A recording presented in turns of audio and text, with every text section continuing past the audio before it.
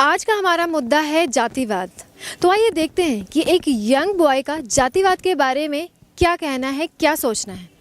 आपका क्या नाम है? जी मेरा नाम सचिन है।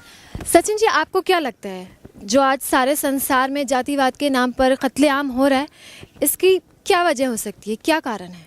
जी इसका मुख्य कारण मेरे हिसाब से पॉलिटिशियन है। और पॉलिटिशियन का एक ही मकसद है कि वो अपनी कुर्सी को बचाने के लिए लाखों लोगों के माइंड को डाइवर्ट करते हैं, अपनी ओर खींचते हैं, समझाते हैं। लेकिन अनफॉर्चुनेटली इसमें ये होता है कि कुछ लोग इनके कहे सुने में आ जाते हैं और कत्लेआम हम देखते हैं आम होते आ रहे हैं।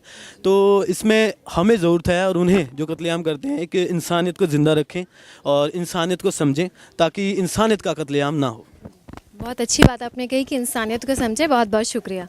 तो हमारे यूथ का भी यही कहना है कि लोग तो आपस में मिल के प्यार से रहना चाहते हैं, लेकिन ये पॉलिटिशियंस ही हैं जो लोगों को आपस में मिलकर नहीं रहने देना चाहते हैं। तो चलिए अब बढ़ते हैं अपने नेक्स्ट सवाल की तरफ। आजकल महिलाओं के साथ छेड़छाड़ की वारदात बढ़ती जा रही है, जिसकी वजह से महिलाएं अपने आप को सेफ महसूस नहीं करती हैं। तो चलिए एक और महिला से जानते हैं कि उनका इस बारे में क्या कहना है। जी आपका नाम? शाहीन। मैम, आपसे मैं ये जानना चाहती हूँ कि आजकल हर 10 मिनट में सुनने को आता है कि रेप केसेस हो रहे हैं, तो ये जो दरिंदे हैं इनको कानून व्यवस्था का डर क्यों नहीं है? मेरा ये मानना है कि देश का व्यवस्था जो है पॉलिटिशियन के हाथों बिक गया है। यहाँ तक कि कहते हुए शर्म आती है कि देश से जो बाहर से जो महिलाएं आती हैं उनके साथ भी छेड़खानी होती है, जिसकी वजह से वो यहाँ आने में डरती हैं और वो यहाँ आने से कतराती हैं। तो आपको इसका मुख्य कारण क्या लगता है? पॉलिटिशियन के हाथों सारा देश का व्यवस्था बिक गया है। बहुत बहुत शुक्रिया।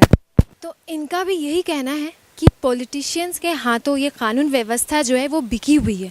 अगर हमारे पॉलिटिशियंस अच्छे हों और सही तरीके से काम करें तो महिलाएं अपने आप को सेफ महसूस करेंगी। तो चलिए अब अपना प्रोग्राम आगे बढ़ाते हैं और लेते हैं अपना नेक्स्ट क्वेश्चन। आइए अब लोगों से पूछते हैं कि जातिवाद के ऊपर जो आजकल लड़ाई झगड़े हो रहे हैं, क्या वो लड़ाई झगड़े कभी ख़त्म होंगे? जी आपका नाम? सुनील जी, आपको क्या लगता है जातिवाद के नाम पर जो आजकल लड़ाई झगड़े हो रहे हैं, क्या वो कभी ख़त्म होंगे?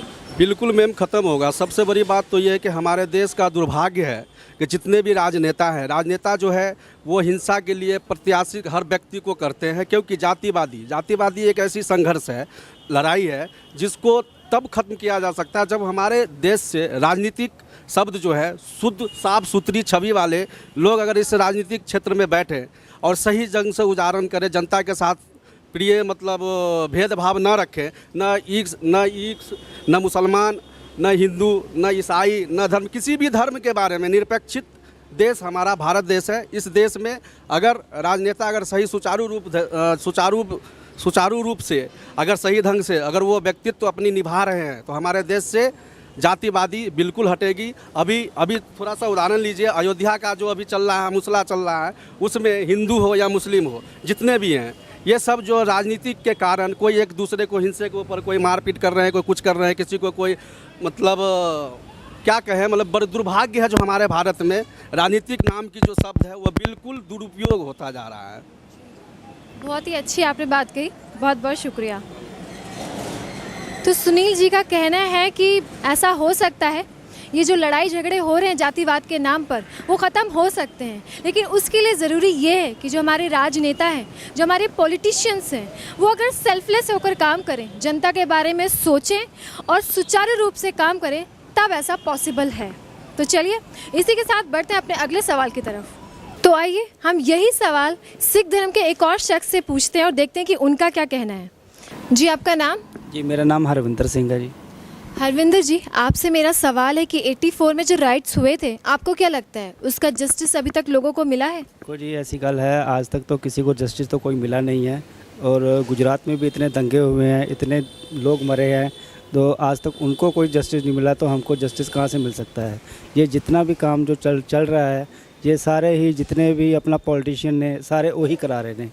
तो अपना मैं तो यही कहना चाहना, जिस दिन सारे धर्म एक हो गए तो इन्होंने लोगों को पूछेगा ही नहीं, क्योंकि जो दंगे ने जो कुछ है सब कुछ पॉलिटिशियन ही करा रहे हैं, तो साडा ਇਹਦੇ ਵਿੱਚ कोई बस नहीं चल सकता।